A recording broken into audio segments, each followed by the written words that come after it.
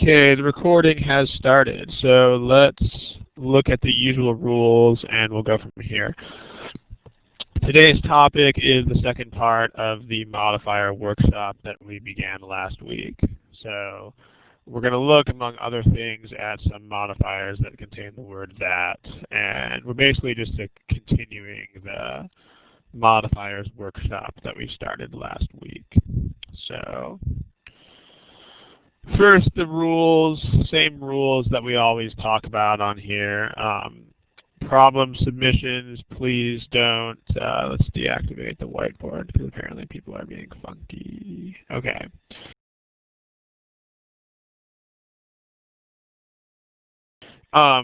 Please don't submit problems that are too general, but also not too specific. In other words, you can't submit something that amounts to the entire GMAT at once, but you also can't submit something that is like a single problem with one question about it. Because the ones that are too general, there's nothing we can do about that, right? If you're asking about the whole test at once, then what are we going to do? But too specific, also not great. That's why we have the forum. So if you're just asking about a single problem, then please do that on the forum. There's the address. And okay, also please don't submit personal study plans and the like. That's not the purpose of this study hall. Remember that this is watched by hundreds or even thousands of people. So if we're just talking about one individual person's plan, we're kind of wasting everybody else's time. So we want to make sure we're talking about actual GMAT topics. So if you have questions about your study plan, there is a place for that. It's on the forum. It's the folder entitled General Questions. And if you have questions about admissions and business schools in particular, then there's also an Ask the Admissions Consultant folder where MBA Mission kind of has a permanent guest spot. So what we should see, topics of intermediate scope, not too broad, not too narrow, etc. And if you cite specific problems, please ask some sort of more general question about those problems. So if you just ask about a single problem, we will have you put that on the forum. So please ask a general question. Smiley face if the stuff on this slide makes sense. The smiley face button's over there on the left. Okay, good stuff. Again, please don't submit official guide problems. Also, please don't submit single problems outside of a context. Make sure that you submit non-official guide problems with a context. And make sure you cite the source of the problem that you give us. Finally, please don't be rude, even if it's by accident. I mean, remember that everybody here presumably has the ultimate goal of conducting business in English. So it is sort of important that you understand and respect the rules of professional etiquette here, like what counts as rude, what doesn't. But basically you can't say things like, I expect you to cover this, or, you know, this should happen. I mean, those things are not okay from the professional etiquette standpoint. So there we go. Finally, please check the archives. There's something like 60 of these recordings by this point. There's a huge, huge number of them, and so we've covered a lot of topics already. What that means is that a lot of the topics that people are submitting are already in the archive. So please first check the archive for the topic you want to submit and make sure it's not already in there. If it is, then go ahead and watch the archive recording. And then if there's some aspect of the topic that we haven't covered in the archive, then feel free to submit it and say which aspects have not been covered. So the archive, if you don't know where to find it, it's on the main Thursdays with Ron page. It's on the same page where you would sign up. If you Google Thursdays with Ron, it'll go to it. If you just scroll down, you'll see a whole bunch of archived recordings. So smiley face, if all these rules make sense. Again, smiley face button over there on your left. I see a lot of new faces today. We have a lot of people in attendance, so good stuff. Okay. The problems from today are all going to be from the GMAT Prep software. They're all from the original version of GMAT Prep, which is like not the version that came out 3 weeks ago. Although from what we understand, most of the problems in those two versions of the software are actually the same. So the problems we're going to see in today's session are from GMAT Prep.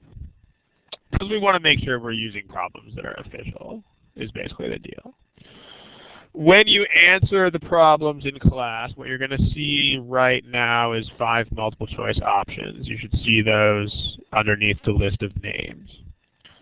When you get a multiple choice question, please use those buttons to answer. The other people in the session will not see your answer. It's important that you not click more than once on the button. If you click twice, your second click will undo your first click. So please click the button exactly once. If you change your answer, please click the new button exactly once. Any questions? Please type them in the chat box. Smiley face if this all makes sense. Okay. So for those of you who are latecomers, the theme of today's session is to continue the modifiers workshop in sentence correction. So we're going to start doing some modifiers. Again, please use the answer buttons. And let's go ahead and put the first problem on the board.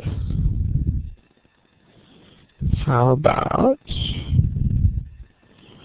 this? I'll give you a timer. Again, please use the answer buttons to indicate your answer. Please use the A through E buttons. Do not answer in the chat box, please. Okay, go for it. Okay, that's time, so please indicate an answer pretty soon. Remember, this is the GMAT. This is a test on which you have to pick something, even if you are totally guessing. Like, there's no option of not picking an answer. So keep that in mind, please.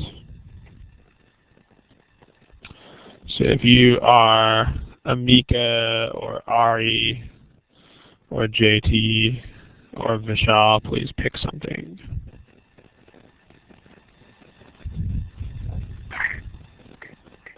Okay, so here's our results.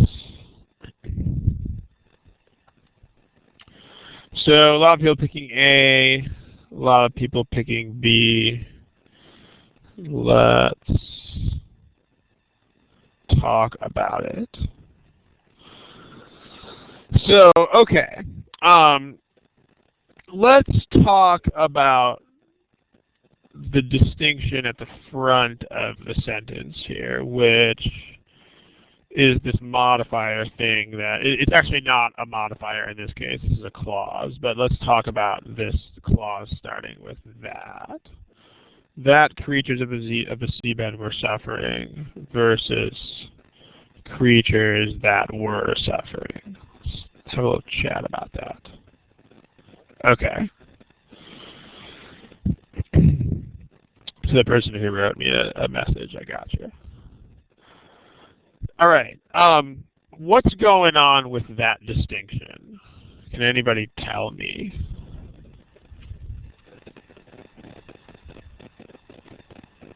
Chat box, if you know what the deal is there.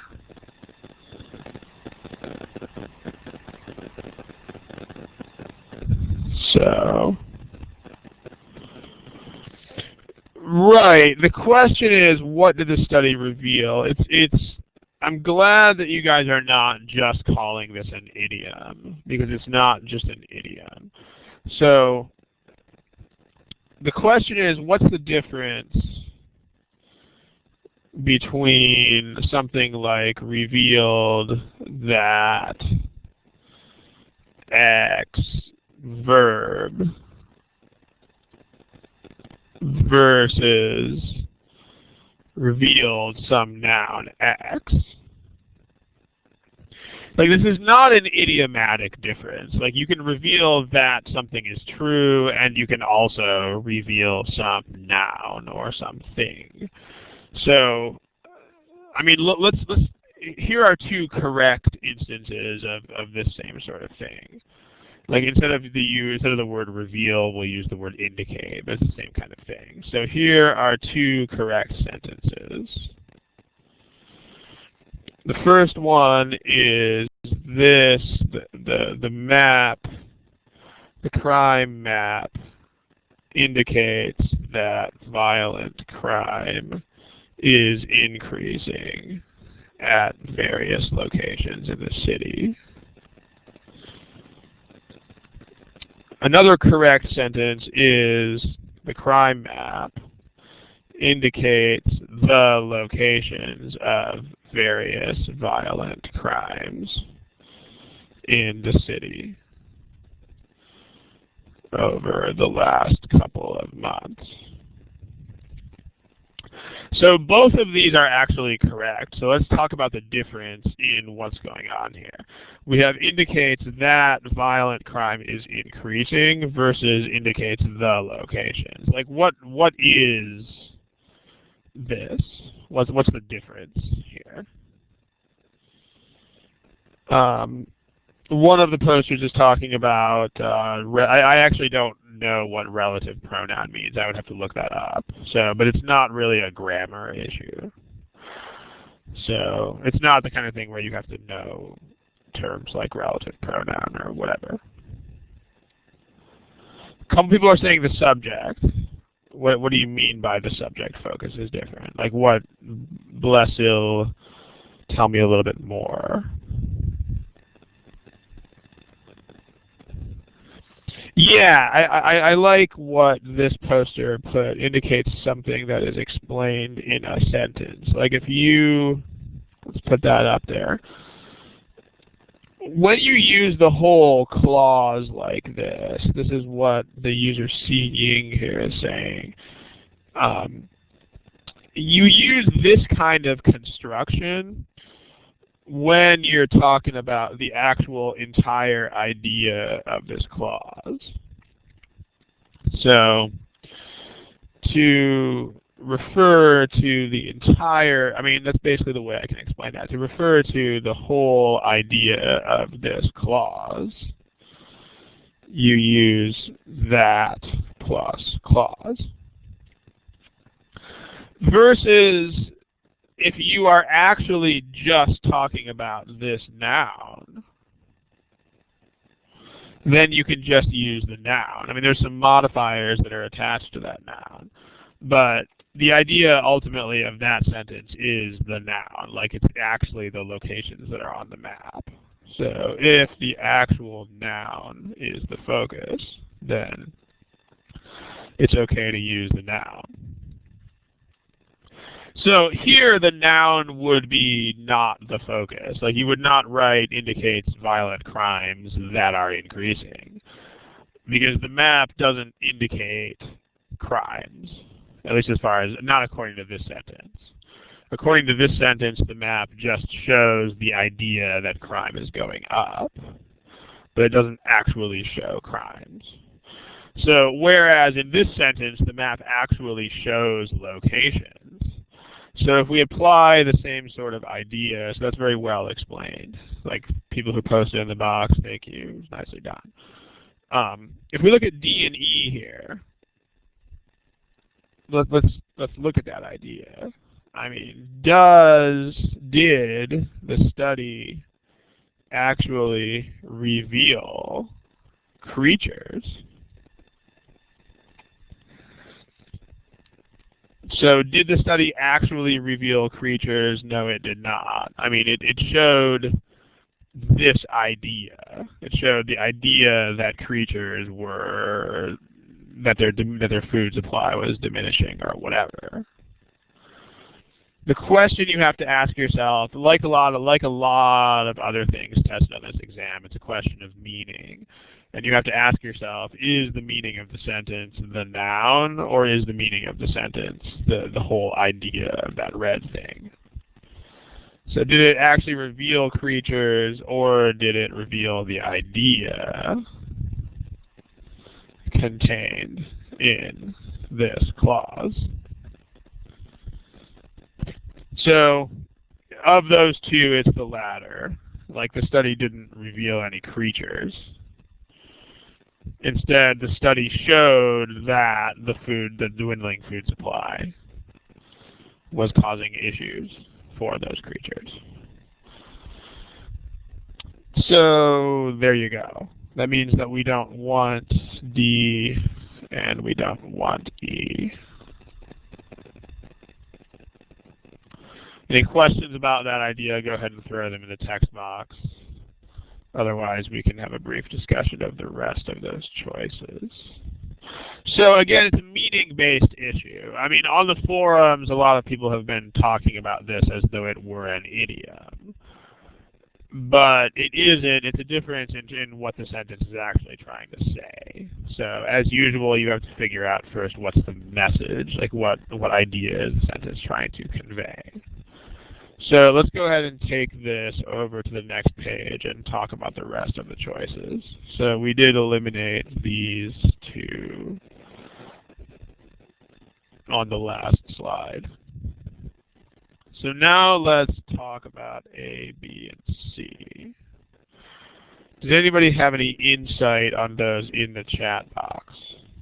What about A versus B versus C? Any thoughts on those?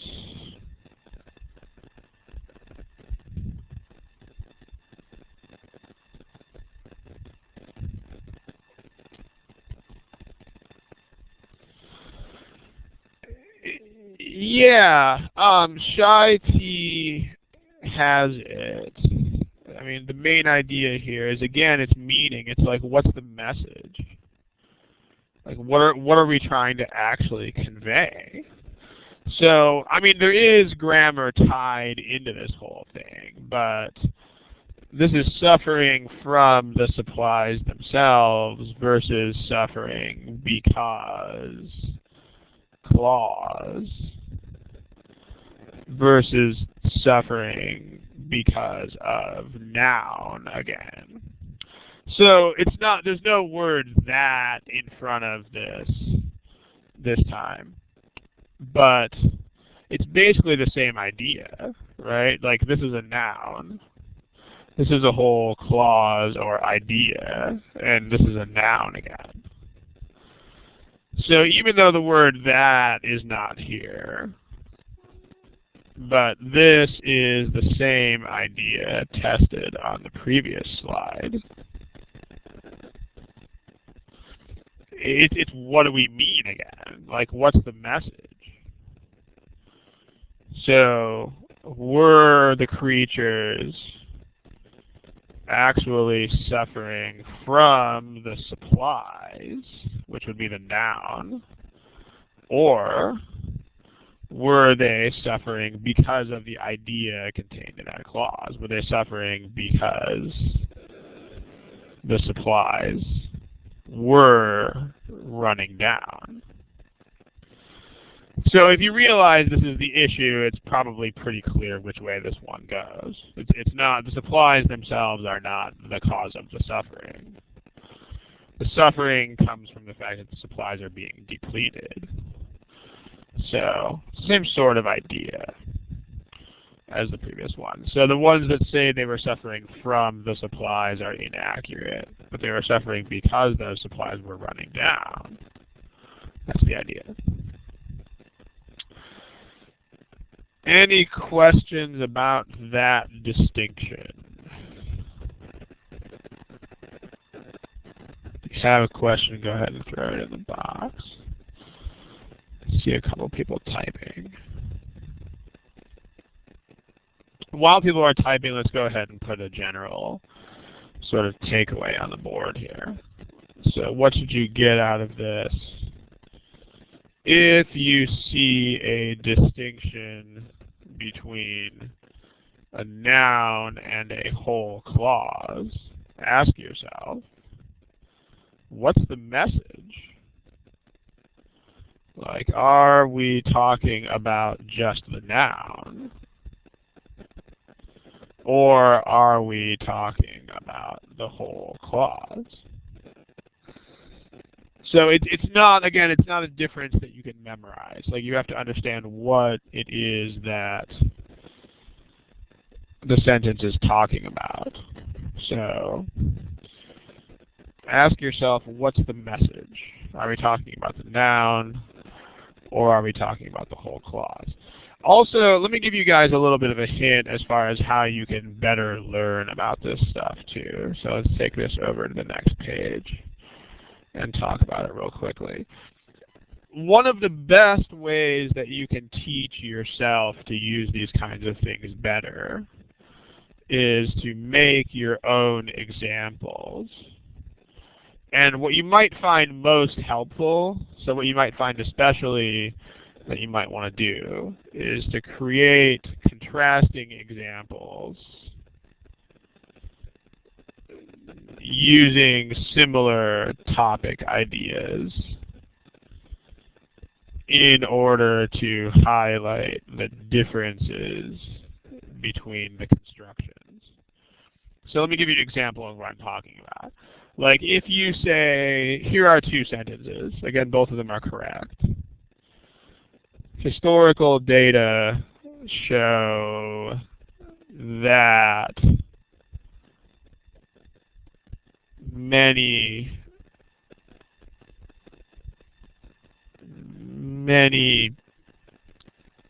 men were unemployed during the Great Depression,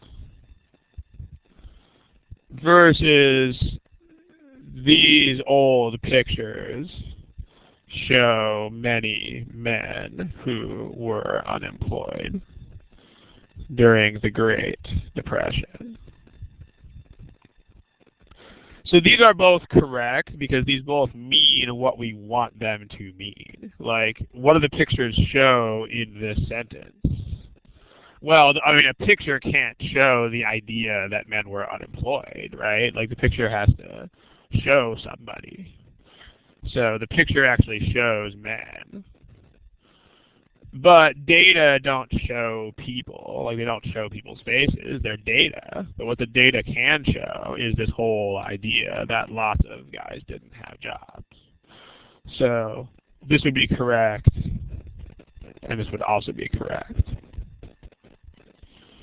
And if you are making your own examples, you can also go ahead and make your own examples of the incorrect versions just to make sure that you understand. So, for instance, you also might want to side by side with that. You might want to make the incorrect examples. Like, if you have historical data show many men who were unemployed during the Great Depression, this is incorrect, and make sure you know why. Be sure you know why. Like, it's not possible. You can't have data that show people, because that's what, like, pictures do. Also, in this case, these old pictures show that many men were unemployed during the Great Depression. This is also not reasonable because you can't, I mean, a picture can't show that someone doesn't have a job. So not a reasonable meaning. So it helps to construct your own examples from these kinds of things. All right, let's see what people are asking in the text box.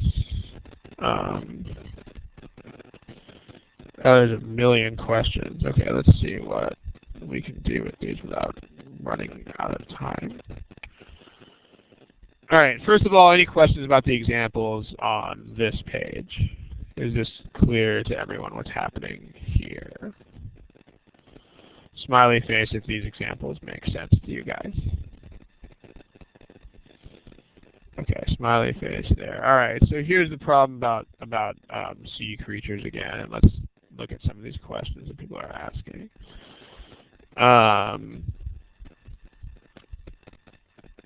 Here's a question.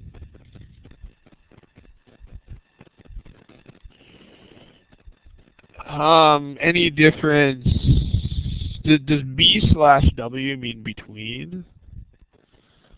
That's not something I've seen before. I mean, from context, I think it's pretty clear that it means between, but I've never seen that.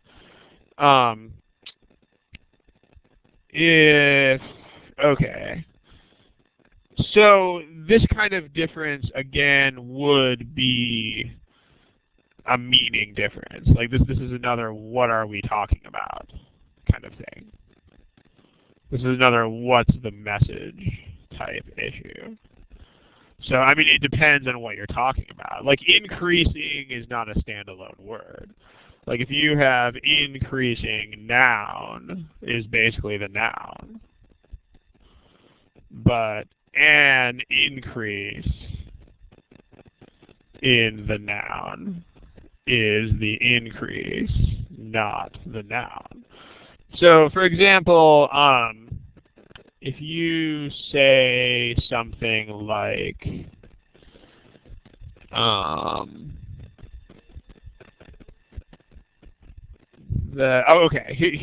here are four more examples of this kind of thing. So, the increase, or like political situations in the Middle East have caused an increase in gas prices versus political situations in the Middle East have caused increasing gas prices.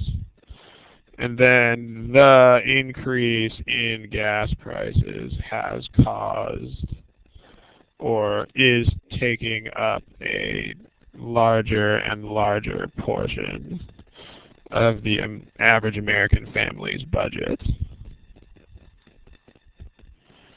versus increasing gas prices are taking up a larger and larger portion of the average American family's budget.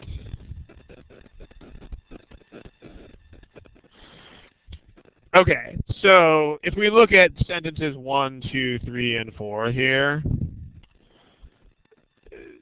the ones that are okay here are number 1 and number 4, and number 2 and 3 are incorrect. So just make sure that you know why. Again, it's almost precisely the same idea as the examples that we've been looking at here. So this question ties in kind of nicely with today's situations. But it's just a matter of what you mean. Like what is, again, the issue is what's the message. So in the first couple of sentences, the political situations don't cause the price itself. What they do is they cause the price to go up. So it's accurate to say they've caused an increase, and it's not accurate to say they've caused prices. On the other hand, in the second group of sentences, the actual message is that the price of gas takes up a larger chunk of people's budget. So it's not the increase. So the increase is taking up a larger and larger portion. That's not accurate. Like an increase doesn't take up part of your budget. Instead, it's the prices which are increasing that take up that portion. So this is sort of the same deal. Resulting from that's not really been a thing that they've made clear decisions on in the official books, so we should probably stay away from that one. And then, yeah, I think that kind of covers it. The resulting and as a result of, they're not 100% consistent in their use of that, so we should stay away from that.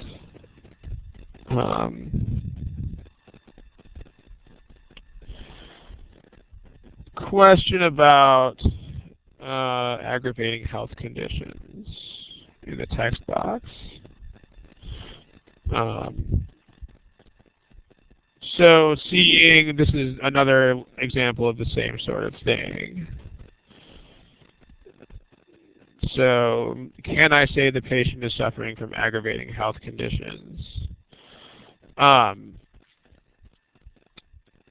think this is a pretty clear-cut situation. I think that it's the health condition that's causing the suffering. Like, I don't really see an ambiguity here. Like in this situation,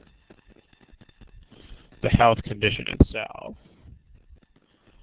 is causing the suffering. Like it's not the fact that the health condition aggravates the person that makes them suffer. It's the actual health condition. Right? Like if I don't know, if I have an injury that is painful, like it's actually the injury that causes me pain. It's not the fact that the injury is painful that causes me pain. I mean, that sounds like a subtle difference, but it's not really. Like it's the actual injury that's the issue. So same thing here. The short answer to this, can I say this sort of thing? The answer is yes, you can. In fact, that's the thing that you would do. And I would say, by contrast, that this is not true. Because this abstract idea is not what the patient is suffering from. Like, the patient is actually suffering from the health condition itself. Like, the disease is directly making the patient suffer. So there's that issue. Okay. There's a couple other people typing stuff. So, Katie, no, because that's still the supplies. And even though the supplies are dwindling, the supplies are not causing the problem. It's kind of like this example. It's like the second sentence out of these four in response to Katie's question. I mean, the idea is not the prices, just like the idea is not the food supplies. It's the suffering comes from the dwindling of those supplies, just like the political tensions are causing the increase. I mean, you have to ask yourself, is it the noun or is it not the noun? If food supplies don't cause suffering, then they don't. So, okay. No one else is typing, so I think we can escape from this problem while we have the chance. So let's look at another one. Let's look at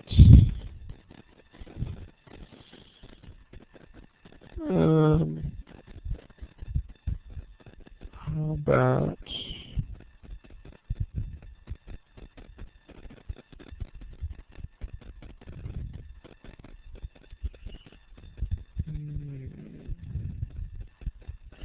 this one. Okay.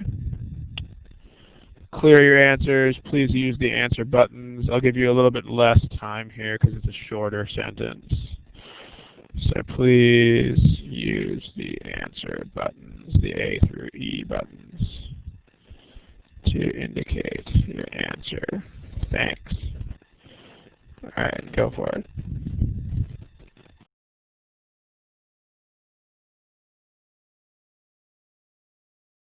Okay, it looks like the stopwatch has run out, so if you don't have an answer yet, please pick one.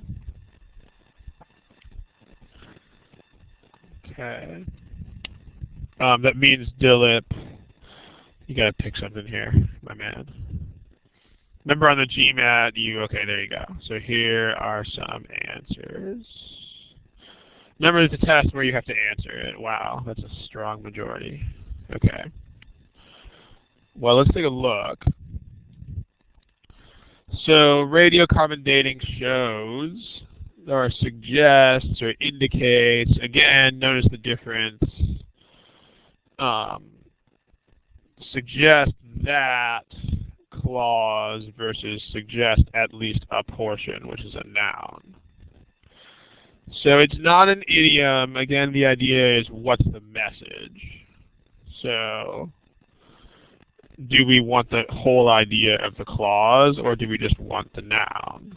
So what's the message? Like, does radiocarbon dating, like what does that actually suggest? Well, does it suggest the noun, which would be, i.e., does it suggest the actual portion? Or does it suggest the idea of the clause, which would be, does it suggest the idea that part of the area was ice-free? So, well, I mean, you're looking at, you have to understand the message of the sentence. It's not the noun, because, I mean, it doesn't, like radiocarbon dating doesn't give you geographical locations. Instead, it's like the message of the sentence, and I mean, again, there's no like formula for figuring this out. You just have to kind of read it the way that you would read these ideas in a magazine or something. Like the message of the sentence is definitely that, you know, from looking at a bunch of fossils, scientists figured out that there were some parts, like that there existed some parts of the coast that were ice-free. Like the fossils don't give you a map. Instead, it's just they figured out that there were parts of the coast that didn't have ice. So, all right. That means we don't want suggest at least a portion. So these don't make sense. Any questions about that?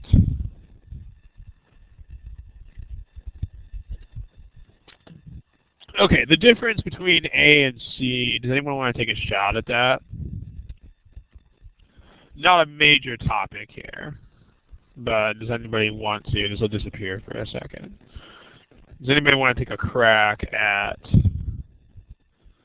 it's not a subject-verb agreement issue. A lot of people are saying that, but the subject-verb agreement is fine. A portion, at least a portion, is singular, and was remaining is also singular. Yeah, it's a verb tense issue. So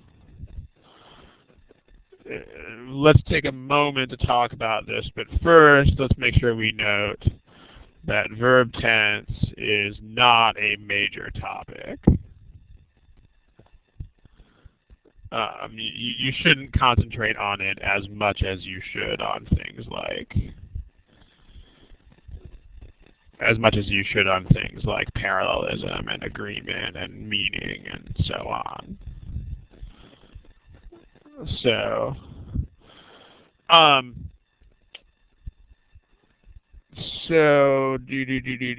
that subject verb agreement. Haha, I'm being stupid. Okay, I thought you guys were talking about this. So, yes, I did not even see that. So we'll talk about this verb tense, and then also, thank you for catching that. More obviously, there's suggest versus suggest. I don't know why I didn't see that. More clearly, thank you for seeing what I'm apparently not seeing. Subject-verb agreement, thank you. Yeah, it's radiocarbon dating of a bunch of stuff suggests. It's one of those days. Not suggests. So that's one reason to kill A right there. It's actually good that we're seeing that, because this is what I mean when we say, Yeah, exactly. It validates what we said about verb tense. When we say it's not a major topic, this actually means two different things. The first thing that it means is that it's not tested that often in the first place. But more importantly, number two, it's almost always tested in conjunction with major topics. Just as it is here. Like you actually don't need to focus on the verb tense issue here because there's also a subject-verb agreement issue, which is much more obvious. Apparently to the whole world except me. This is what usually happens. Like if you have a verb tense split, if you look closely, there'll usually be something else that you can also use as a criterion. Like there'll be a parallelism, or there'll be some pronoun issue, or there'll be something of some type that you can use instead. So I mean, we'll still quickly talk about this verb tense difference, but we shouldn't spend like 1,000 years talking about it. But does anybody have any questions? I mean, have we cleared the air? Yes, there is a subject-verb agreement. The issue is over here. Any questions about this stuff? Okay, still a little confused with the idea versus noun. I mean, when you first read the sentence, the meaning that the sentence suggests to you should be that when they looked at these fossils, they figured out that parts of the coast didn't have ice. Because it's the radiocarbon dating that suggests that. Like if you, radiocarbon dating doesn't serve as a map. Like it's the dating of the fossils doesn't serve as any kind of map here. So if you pick the ones that are B, D, or E, you'd be saying radiocarbon dating itself, like the actual process where you figure out how old stuff is, gives you a map of the area. That doesn't really make sense. So, okay. This, same sort of deal. Dilip, hope that helps. If not, then what that means is that you should focus a little bit more on what the sentence means when you initially read it. So, yeah. The difference between was remaining and remained is, I don't know the names of these tenses, so we would have to like Google search that or something, but let me just tell you how these things are used. Was remaining, this is the kind of tense that's used. This tense is used for something that was going on when something else happened. Like, for instance, was remaining is a weird thing here, but I could give you an example with a different verb that would be easier to understand.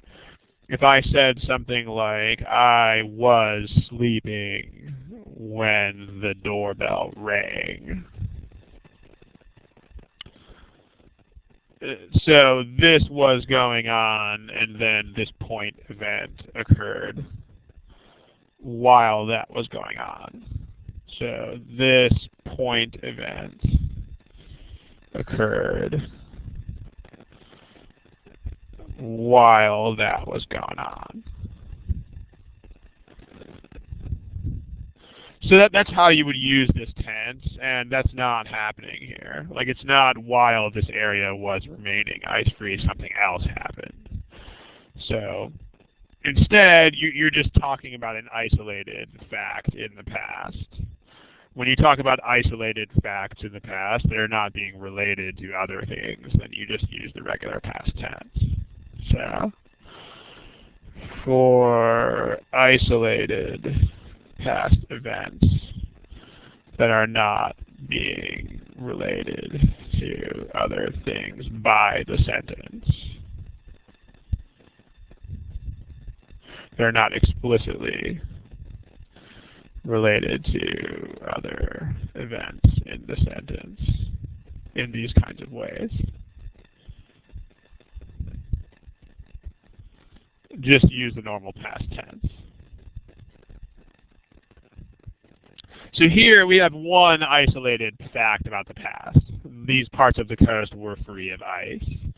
And that's it. It's not they were free of ice while anything else happened, and it's not anything else happened while they were free of ice, and it's not they had been free of ice before this occurred. It's not any of those. It's like there's one random fact about the past here, and that's it. And so you use the past tense.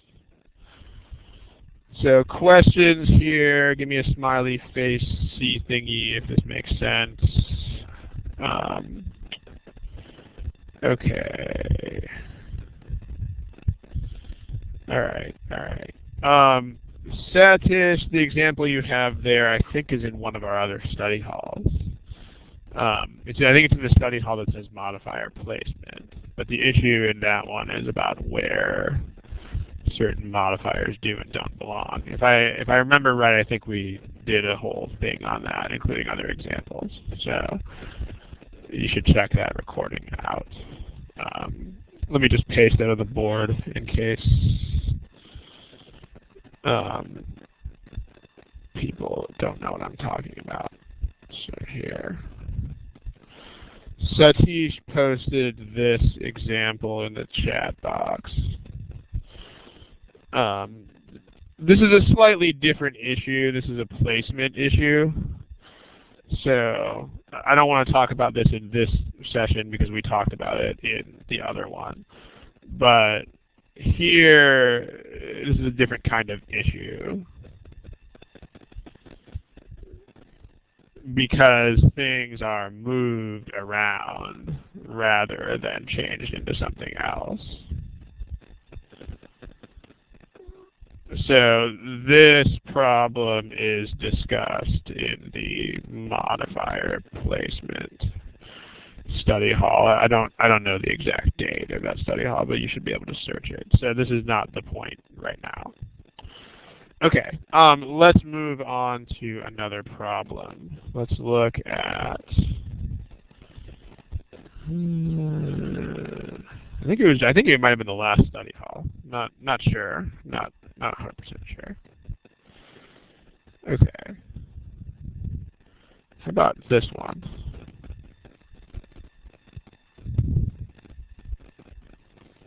Satish says November 17th. You're probably right. Okay, go for it. Have fun.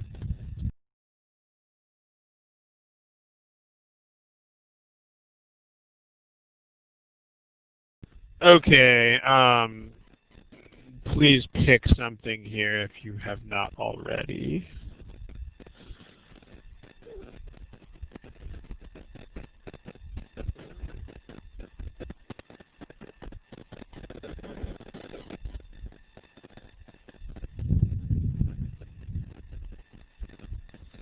Okay, everybody but SP. So, SP if you're here. Okay, there you go. Actually, Ari and Ari, well, Ari, you're working. Biggs, you gotta pick something. Dilip, you gotta pick something. Biggs, Dilip. Okay, so here's your statistics. Alright, so there's a divide here. We have a lot of people who like C and a lot of people who like E. And then certain numbers of people who like the other choices. But let's take a look. Does anybody have anywhere to start discussing this?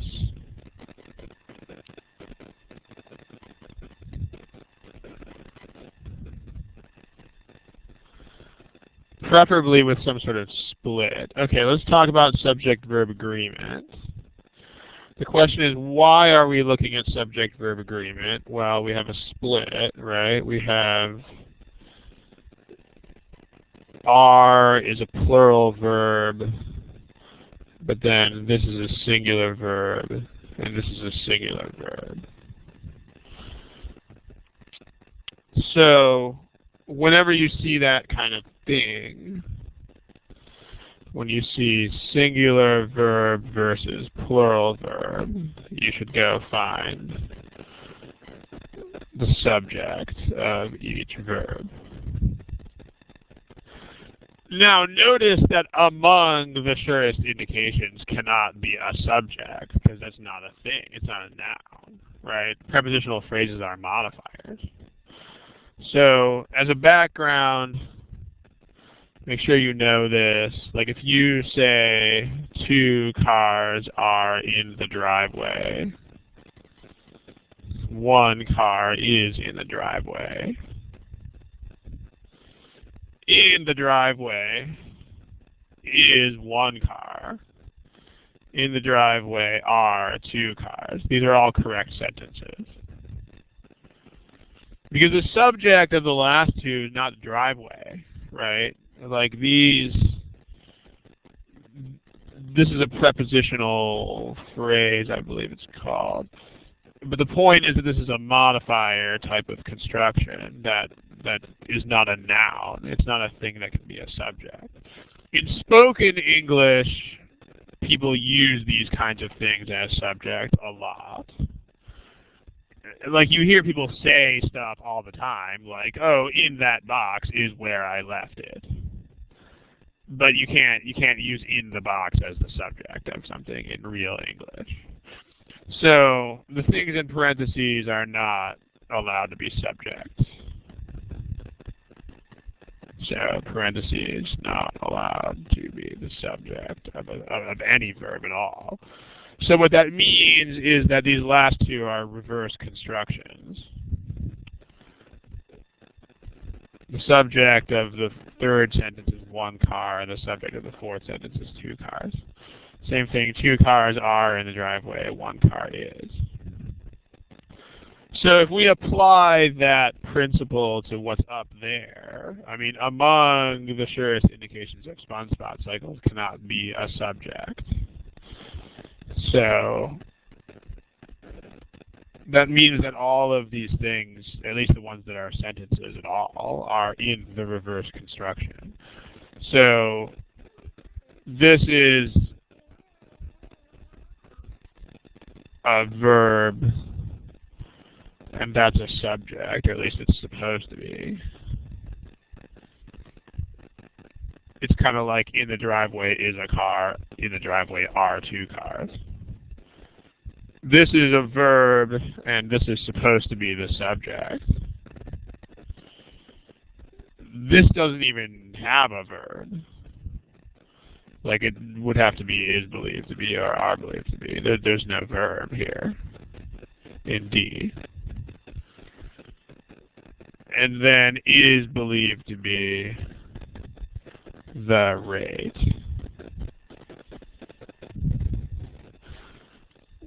So yeah, D is not a sentence, as Kurt helpfully points out. Provocar, the sentence that you're typing in the box, is correct, and that would be a sentence.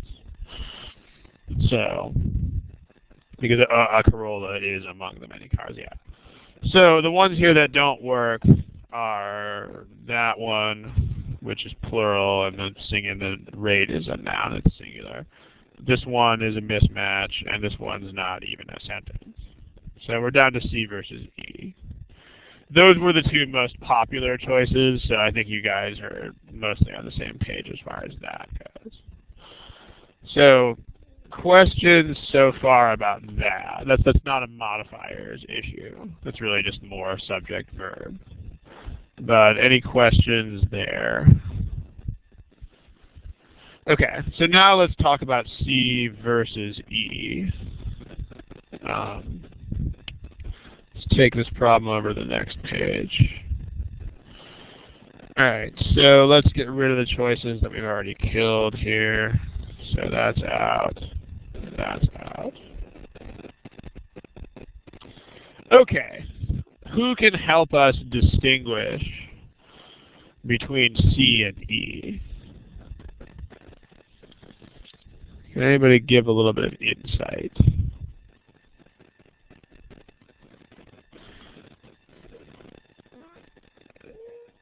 So yeah, all right. Well, from last time, like what have we learned before about moving modifiers around? So this is a modifier. What is seen in the rings? Someone tell me in the text box. Like what's actually seen in the rings, in the cross sections of trees? Like what do we actually see? Yeah, it's the rate of growth, right?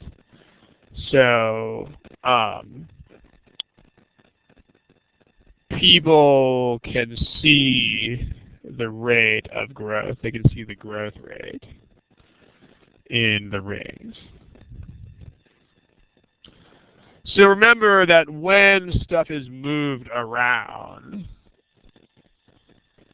I mean, this is here, this is moved over here. In one of the previous study halls, I think it was one of the more recent ones, but like when stuff is moved around, we talked about that kind of situation. You should ask yourself, it's going to be a meaning-based distinction. Ask yourself, what is talking about what? So that is a description of the rate at which trees grow. So this is really unnecessarily far away from that, and this is right next to it. So that's one strike in favor of E and against C. Like this is way far away from the description. This is right next to the description. Also, what's on Earth?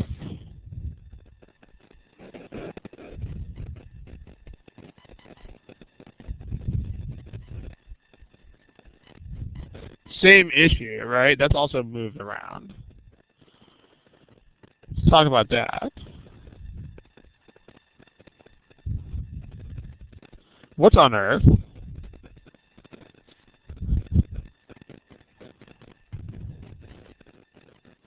Yeah, it's not an idiomatic construction.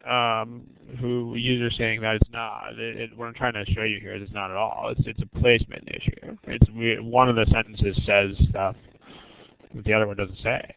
So sunspot cycles are not on Earth.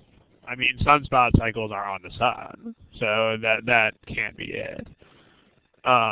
It's the indications, right? The indications are on Earth. And I mean, you really have to understand what the sentence is trying to tell you to make decisions like this. What the sentence is trying to say is, in other words, like you are looking for signs on Earth that will tell you about sunspot cycles, where sunspot cycles are an event that occurs nowhere near Earth. But you're looking for like signs that are on Earth, even though you're trying to investigate an event that is really far away from Earth. And like when you first read the sentence, you should get that meaning. Like it should be the only goal of reading the sentence in the first place is to establish this kind of thing. So it's really important that you do. It's to figure out like what the heck am I even talking about in the first place. So, well, again, let's look at E. Indications on Earth, also right next to the description.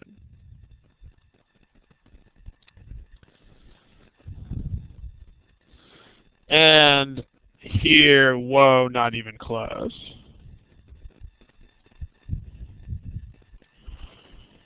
So, not good.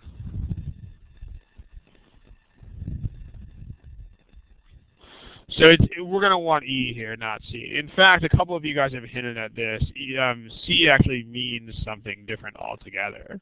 So we'll go into that in a second. But when you see this sort of thing, again, stuff is moved around, this is how you should be splitting it. You should be like, okay, what things talk about what other things, and I should just try to slap those right up next to each other as much as I can. So, any questions about the location of this stuff? Okay, let me point out one more thing here about Seeing actually nailed this one, so I'm just going to quote from Seeing here. I hope I'm pronouncing that right. If you, okay.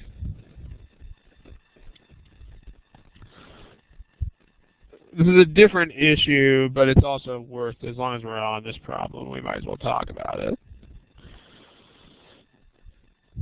When you, yeah, in choice C, right.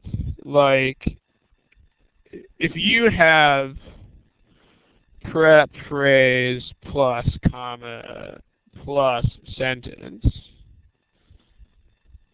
then that prep phrase should describe the entire sentence, like the entire idea of the sentence.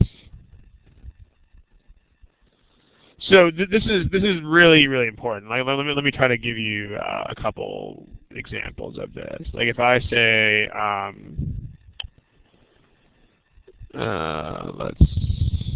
we can probably just move all of this up there. Let me scoot these things up, because we don't really need that sentence anymore. So here's an example. If you say something like, in Louisiana, comma, hurricanes are said to be a manifestation of God's anger, versus hurricanes in Louisiana are said to be a manifestation of God's anger. Okay, like these don't mean the same thing. Like in the second sentence, what's in Louisiana? Text box.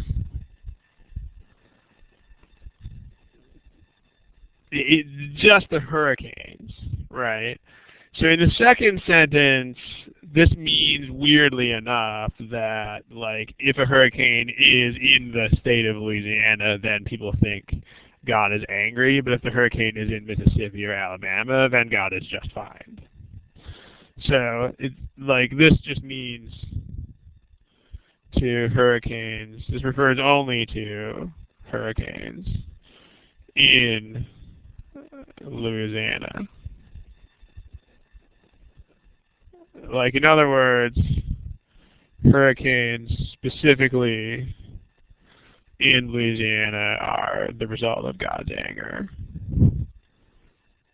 But hurricanes in other states may not be.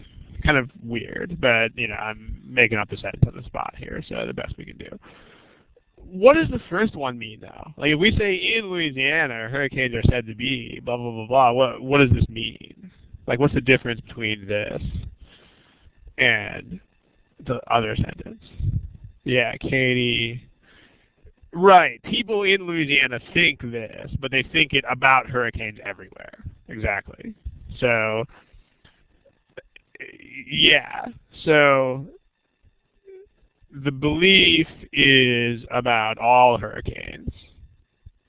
But the belief, which is the idea of the whole clause, is held, that's what they held, by people in Louisiana. Let's fix that typo. So the same sort of thing here, Seeing is right on the mark with this. Like the other big problem with sentence C here is that it seems like people on Earth think that this is true, but that like aliens on Mars think this is false or something. This doesn't work. But what we're supposed to mean in this sentence is that, like, among all of the indications that are actually on Earth, this is one of the best ones. Meaning that if you could look at indications like on the sun, you would have a lot better indications because you're looking for sunspot cycles. But if you have to look at stuff on Earth, then this is as good as you're going to get. So that's a good point. And you can also retain this about prepositional phrases out in front of sentences. They're supposed to describe the entire thing. So nicely done. Any questions about this, about these examples, about whatever else? I don't see anybody else typing anything, so I think we're happy people. Okay, let's look at one more problem, and then we can kill it for the day. Actually, before we look at one more problem, well, let's look at one more problem first, and then we'll tie it back into one more thing about sunspot cycles. So here's one more. Please, same drill, use the answer buttons, please. And you know the drill. So here's your timer. Go for it.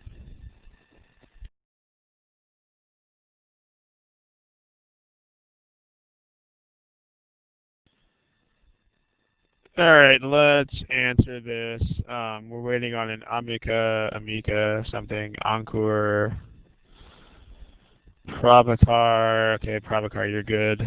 And I think that's it. So let's look. Okay. Here are the choices that you guys picked. Let's discuss.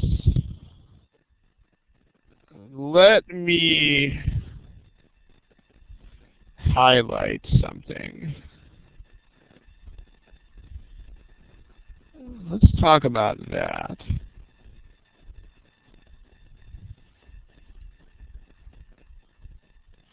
How about this? Like, what if you have the noun, that, subject, verb.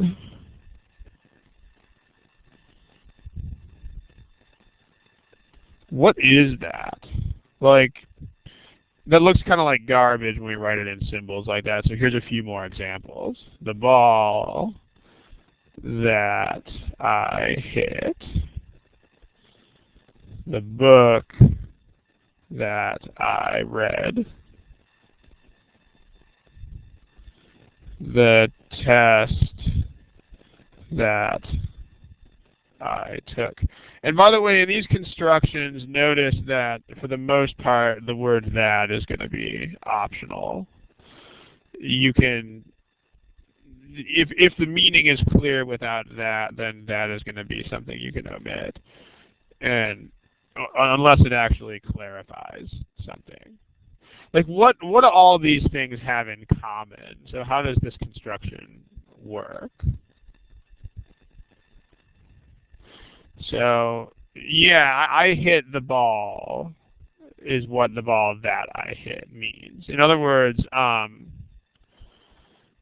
if you guys know what an object of a verb is, that's kind of what this is. It means that I did this action to this thing. So I hit the ball.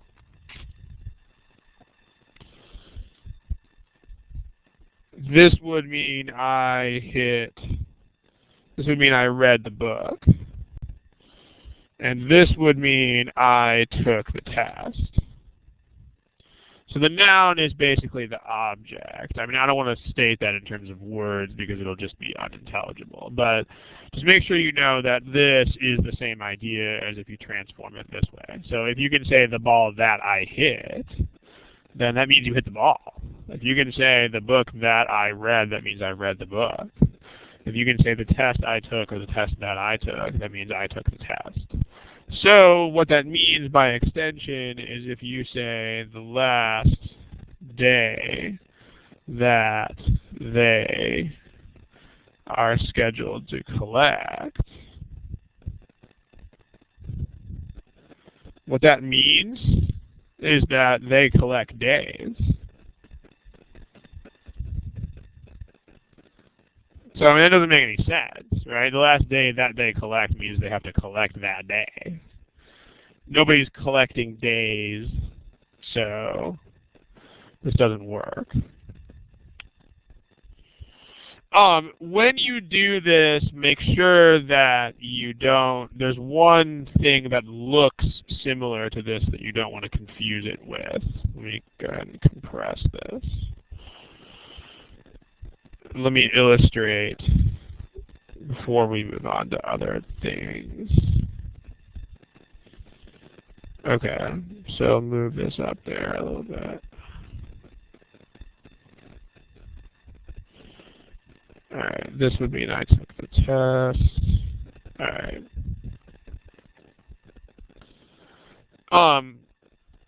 One thing you want to be careful of that looks like this that's different is the following. Don't confuse with like idea that or notion that, etc. So if you say something like the idea that you can jump 10 feet in the air is ridiculous. This is a different thing. Like when you talk about idea or notion or concept or saying or anything like that, then you're describing the idea with the following clause. But there's a big difference here, which is that these are concrete things that are the objects of stuff, and this is not. This is like a concept. So just make sure you notice that both of these are okay. So the idea that you can jump 10 feet in the air is absurd. But the idea that you mentioned in class yesterday is absurd. Like, this is the two different constructions, so make sure that you know both of these are okay. Like, this is, the first one of these is that type of construction. The idea that you can jump 10 feet into the air, like, this is the idea. So on the other hand, this one is an example of the other construction. This is like the book that the ball that I hit or the book that I read or anything. It's all context. As usual, you have to understand what the you mentioned the idea. So if you know what object is, that's what's going on. So with things like idea, saying, notion, concept, it could be either of these two things, which could potentially be confusing. But make sure you know how that works. But the last day they are scheduled to collect is out and out not okay, because you don't collect days. And a day is not like an idea or a concept, so it can't work this way. So this also ties in with the last problem, because the rate that trees grow also doesn't work. So you can only eliminate one choice on that, but it's still an elimination, right? Like the rate that trees grow would mean that trees can actually plant rates in the ground and grow them. So that doesn't make any sense, right? Trees don't grow rates. So the rate that they grow, not okay. The reason this is challenging is because people talk like that. Like if you say the day that we met, that's wrong unless you meet days, but people know what you mean. So you can't say the day that we met. I mean, in writing, it would have to be the day on which we met, or something like that. So there's that. All right. Let me run you through the rest of this really quickly because we're starting to run out of time here, and I'm on a schedule today that's very tight. So you have a comparison here, which is unlike most severance packages. So something actually has to contrast with severance packages. So the long and short of that is, what is unlike severance packages? So I mean, it has to be another pay package. So unlike severance packages, workers do this, no. Workers do this, no. The automobile company, no. The company's package, yes. The company's package, yes. We actually have to have a comparison between packages. So that actually leaves us with D like dog. So there. All right. That's the major splittage in this problem. Splittage is not really a word, but you get the point. Those are the major criteria here. So we're going to go ahead and close up shop here in a second. Subtle meaning difference. I mean, I wouldn't really call these differences in meaning subtle. Like, what might be subtle is the constructions themselves.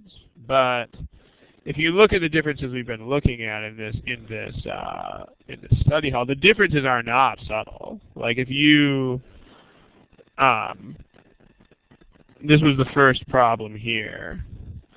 There's a big, big difference between indicating creatures, like actually pointing at animals and saying, look at these cute animals, versus like actually indicating that there's a problem with those animals. Like that's not a subtle difference. Like, what might be subtle is the way that the things are constructed, but the meaning differences should be very large for the most part. If there really is a super subtle meaning difference, it won't be required in the problem. There will be other avenues. So, but once you learn how these constructions work, then you should find that the differences are bigger than you thought they were. Like this. This is a very big difference. So, okay, hope that helps.